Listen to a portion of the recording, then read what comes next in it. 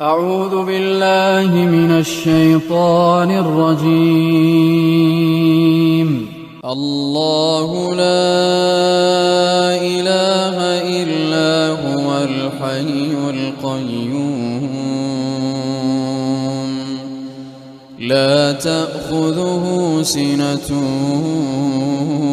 ولا نوم